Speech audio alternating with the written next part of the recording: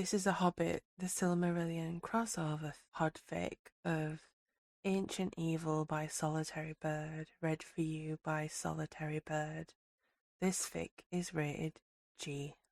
In Khazad-dûm, the Dwaror had dug too deeply in search of Mithril and awakened Durin's bane. Tales were passed down among the dwarves of the need to sink mine shafts with thought and delicate planning in order to prevent awakening another monster from the ancient world. It also helped to greatly reduce cave-ins caused by overly enthusiastic miners. No matter what precious ore vein had been uncovered, you didn't just start digging as you felt like it. No, that's how you made a mountain collapse down on everyone. The amount of industrial accidents that could be boiled down to some shovel-happy dwaror deciding the best course of action was to dig straight down was borderline insane. Thorin had seen the paperwork to prove it. A lot of people falling into lava or magma when it could have been very easily avoided. He sighed. Enough of his people had died to the dragon, the fleeing, the enemy's guile, the displacement, and struggling to make a life for themselves again. They were still struggling even now. Hence why the prince was down here in the mine shaft with his people mining for coal. Coal was one of the very few things that the mountain range had in abundance, something his cousin Dane in the Iron Hills was desperate for and willing to pay a good price. Other than that, the hobbits had need of millstones and building materials, for they didn't mine themselves. The coal seam had been active for a year, unusually wide, twisting downwards sharply the closer that it grew to the ocean, until one night they hit what seems like the end of this deposit. Beneath the pickaxe of the dwaror attempting to expand the tunnel they're all working in, a dark green rock filled with tiny circular holes is unearthed. None of the young dwarves had seen the stone before, and so Thorin is called for, and many of the elders. Headlamps clustered around the stone, with more than one dwarf pulling out some form of magnifying glass or similar instrument. After some debate, because any gathering of dwarves more than two ends in quarrelling about something, it's determined exactly what rock it is, though this only brings up more questions, and an increased level of danger. That's vesicular olivine basalt, that a dwarf so bent with age that Thorin felt like she must have known Durin himself in his first life. How do you know that? A voice called from within the crushed-together mass, inspecting the rock. Characteristic colour, characteristic bubble structure. Bubbles from what? Lava. Lava? Yeah, lava. Let me look. There was a great deal of jostling in the narrow space before Thorin was finally pushed to the front by Balin's strong hands. In front of him lay the stone, its cratered surface so much like the stone he'd grown up with, crushed aggregate beneath the paths and roads of the lonely mountain, a volcanic stone. I want a full-depth plunge board, he demanded. They had lived within this mountain range for years now, settled down here as much as they ever could, but there had been no clues that they might be sitting on something more dangerous than a dragon. If he had led his people into the depths of a dormant volcano, things could get very bad very quickly. The Lonely Mountain was an extinct volcano whose magma chamber now lay hollow, a great empty space filled with shining rock known as Mahal's Forge. A full-depth plunge meant 20 dwarves drilling a hole miles deep into the depths of the mountain and sampling the rock types found along the core extracted from it. When they had first moved into the mountain range, several had been done at strategic paths along the length of it, but apparently not in this particular mountain.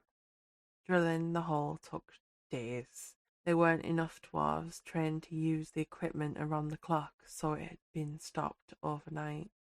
Eventually, Thorin had his answer. This was an extinct volcano. Like Erebor from the depths of the volcanic deposits, it was highly likely that the sinking of Beleriand had disturbed the path of the magma, cutting it off entirely. That was very comforting.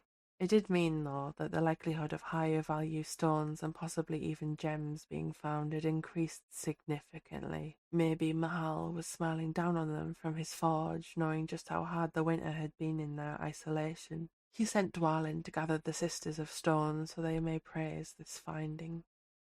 It was hard for them to dance and sing to the stone in so narrow a space, and few indeed of them had survived the fire of the dragon, that the ceremony was smaller than custom would usually allow. At the clink of the ceremonial tool against the exposed vesicular olivine basalt, it cracked. Dame Pebblefist raised her chisel, fitting it snugly into the newly formed crack before giving it a good belt with her club hammer. In front of them, all the rock shattered. Mahal wept. Mahal laughed. Mahal forgave.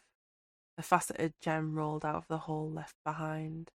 From it emanated a light so bright that for some time none could bear to gaze upon it, both larger in size and whiter in light than the Arkenstone that lay amongst the dragon's hoard. A wonder. There was little time, however, to marvel at its brilliance. This gem brought to them by Mahal's grace, for from the hole there came a hand. No orc hand, nor that of a dwarf.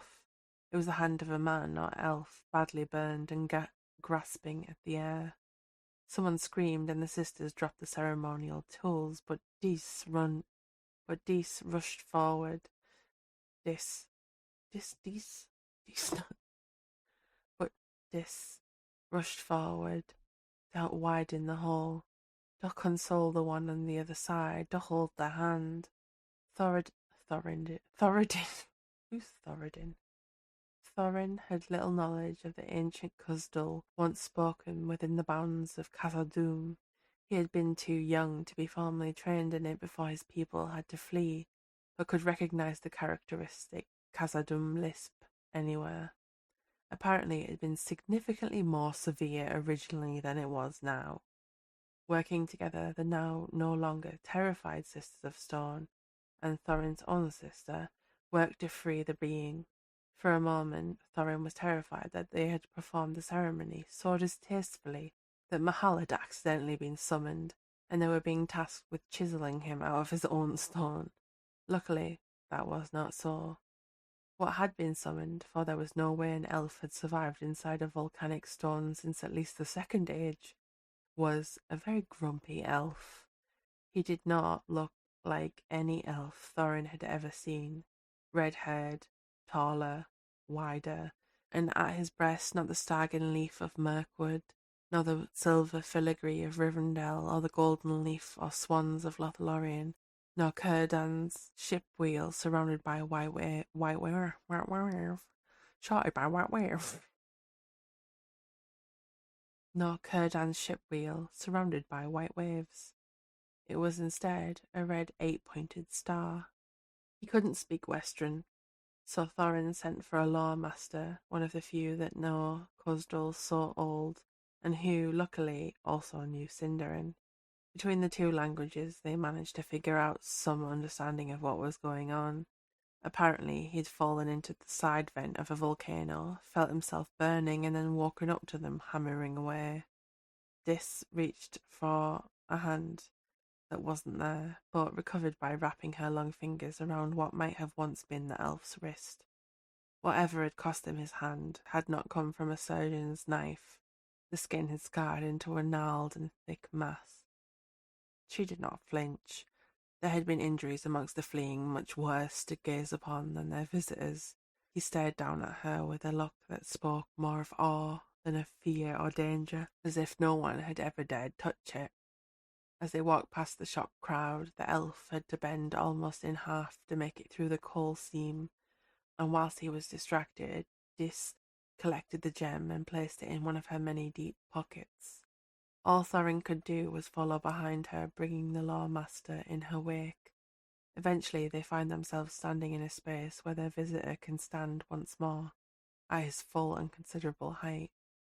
It is then in the better light that Thorin can take in the plate armour. He can see the quality of it, though it may be dented and the greaves warped by the heat of the lava. It's still a work that would gain any dwaro a mastery. not made by the hands of a dwarf, but in the way the buckles are cast. Yes, dwarven techniques were used. There had been a time when their two peoples had been more entwined, before mutual betrayal and thousands of years of distrust. This claps him on his back so heavily that Thorin is almost clear knocked off of his feet, staggering forwards with his back smarting. He's pulled back into the conversation once more. You really should see a healer. The burn on your good hand needs tending to, or you will lose a lot of dexterity in it. Dis is standing in her most frightening of poses, the one she uses when her sons refuse to wash their hands before dinner. The elf flexes his hand with an amused smile on his own face. Not too long ago I was sure I would never need use of it again. But I see I am not even allowed to enter the borders of a man, even only to reside in Namo's halls. The amusement does not reach his eyes, though this is much better than the void I had thought myself condemned to. Still, this leaves little choice but for him to see a healer, who proceeds to strip him out of all the armour and treat every little spot of burning flesh, assessed every bruise and scar to further dry chuckles. Mahal wept. This elf was covered in scars in a way survivors of Azanulbiza.